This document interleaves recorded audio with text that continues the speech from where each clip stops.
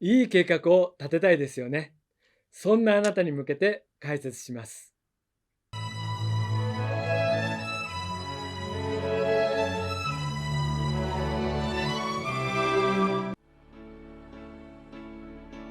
こんにちは。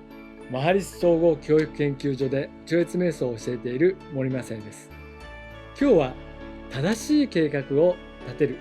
というお話です。内容としては、例えば、期限を先に決めてとか、ガントチャートを使った方がいいとか、そういう具体的な話ではなくて、計画を立てる時のポイントというか、必要な要件のようなことについてのお話です。超越瞑想の本では204ページになります。ここですね。電子書籍版では第3部生きる技術の第5章行動の技術の括弧1行動を正しく計画する技術のところです。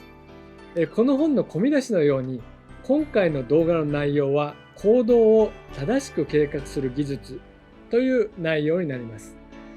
まず最初になぜ計画を立てるのか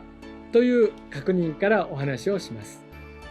ちょっとしたことであれば無計画でもなんとかなるんですけれども、特にビジネスなので時間とか人とか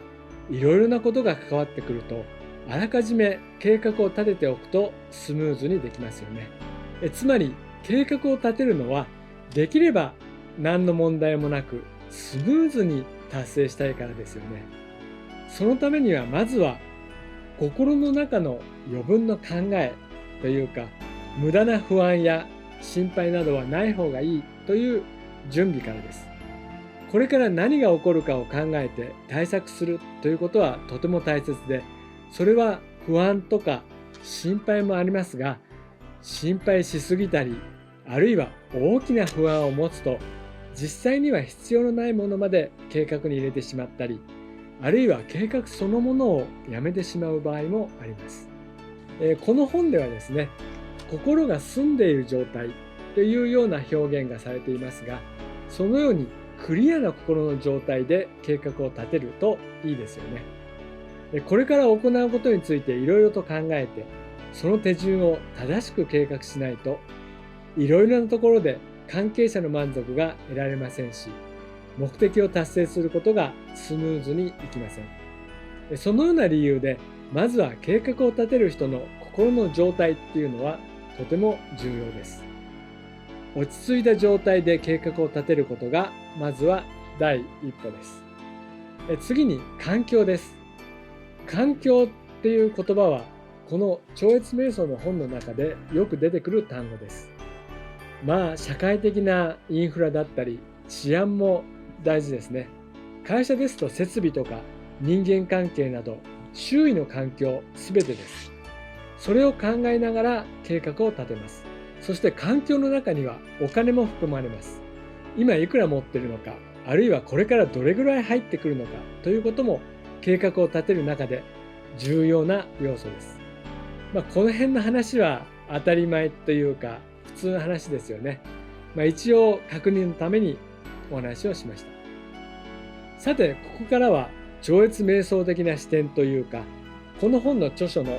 マハリシ・マヘーシ・ヨーギーがお話ししていることを解説します。ここはちょっとびっくりしますよ。今回の動画のタイトルは良い計画を立てるために必要なものとなっていますが、実は先ほど述べたように計画を立てるために準備しておくとか何かを用意するという話ではありません。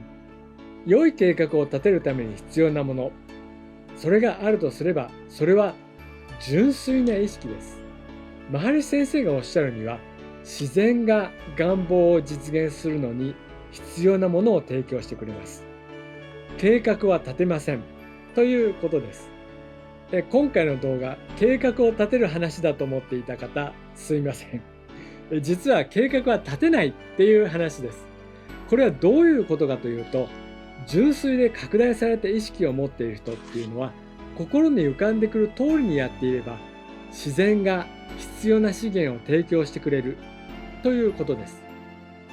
ここでいう自然っていうのは、山とか川とか木とか草とかっていう自然を守ろうっていう時に言われる自然というものも含まれるんですけれども、自然界っていうか普通に存在しているこの世の中のものとか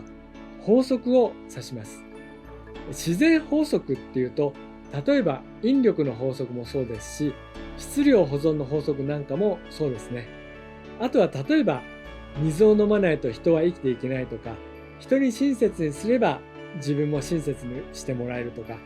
そういうものもそうかもしれません。意識が高度に進化した人の場合には、心に浮かんでくる通りにやっていれば自然が資源を提供してくれるようになると、この本に書かれています。純粋な拡大した意識で何かを始めると、必要に応じてお金も入ってくるそうです。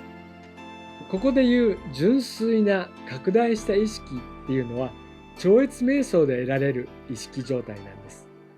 瞑想中は純粋性が増し、意識も拡大します。つまり、超越瞑想を実践することで、この状態を定着させることができるんですね。自分の意識を宇宙意識のレベルまで高めることができれば、自然からの支援を受けることができます。こういういわゆる進化した人っていうのは、あらかじめ何も考えずに感じたままを自然に話すそうです。こういう人は何となく感じたことでも具体的な結果となって実り、志を立てれば成功がおのずからついてくるそうです。すごい話ですよね。何かを行うために計画は立てないそうです。仕事なら仕事を始めさえすればよくて、あとは仕事が一人でにまとまっていくそうです。自然のすべての力がその人の計画を支援してくれるからということです。なんとなく仕事でもスポーツでも流れに乗るとどんどん良い方向に進んでいきますよね。ああいう感じでしょうか。それではですね、意識がそこまで十分に高められていない人はどのようにすればいいのでしょうか。その場合は、仕事などを始める場合には環境をよく調べて、自分の資金を確認して、仕事がうまくいくことについてよく検討して現実に対処するということです。それって普通に言われているようなことですよねって思われた方、はい、手を挙げて。本当に手を挙げた方、あなたは素直でいいですね。きっと成功します。手を挙げなかった方は慎重でいいですね。手を挙げ始めた時に次の話になってしまった方は惜しかったですね。ここの話の重要な点は、もし計画をするときに十分な意識状態でなかったとしても、行動する日々の間に超越瞑想を実践することで意識レベルが高まっていけば、計画の途中からでもスムーズにいくようになるという可能性があるということなんです。高い意識レベルの人が行うことは、達成するまで支援を受けてうまくいく、つまり自動的っていう表現もできます。ゴールまで自動運転ですね。オートメーションの機械のように不良品も出さずに製品の仕上がりも均一です。自動運転の車で言えば目的地まで完璧な運転ということです。通常はそこまでうまくいかないと思います。それなので、この本にはですね、そういう人は少し時間をかけて正しい計画を練る方が有利だと書かれています。つまり普段は計画をきちんと立てた方がいいということですね。優れた計画を立てることができれば、行動に要する時間が少なくなり、最小のエネルギー消費で最大の結果を環境にもたらすことができると言われています。また、時々計画を見直すことも重要ということで、この辺は PDCA とかそのような一般的に言われていることですね。普通はそうだと思います。それとですね、計画を立てるときに生命の最も大切な要素と言われている時間っていうことも大切です。計画に必要なのは他には広い視野、先見の明、はっきりした思考、直感、想像力、緻密な思考というようなもので、これは高い意識を開発することでそれぞれの領域があなたの中でより良いものとなっていきます。計画することの主な目的っていうのは、生命のあらゆる領域において無駄なくことを成し遂げることなので、今日の話がポイントとなります。そして行動の計画を作ったら、あとはそれを実行するんですけれども、その時も効率的に行っていくことがいいですよね。今日のお話は以上になります。いかがだったでしょうか。もしまだ超越瞑想を学ばれていない方は、ぜひあなたのお近くの瞑想センターで行われている瞑想の説明会にお越しいただければと思います。私は群馬オフィスです。館林市の近くです。今回もご視聴いただき感謝いたします。ありがとうございます。